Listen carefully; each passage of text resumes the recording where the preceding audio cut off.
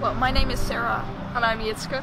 And we're part of the organizational team of Etoile. Our purpose was to create a schedule for all the students, of what time they had to wake up and how late the rehearsal started, and yeah, how dinner and everything, very scheduled. I think that's a very big thing to do because every time we thought we were done, everything changed.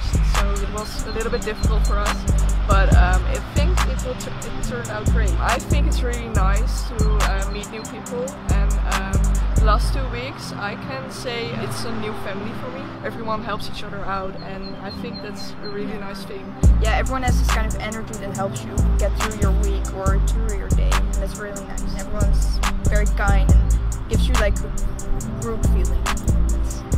It's kind of what we need. Yeah.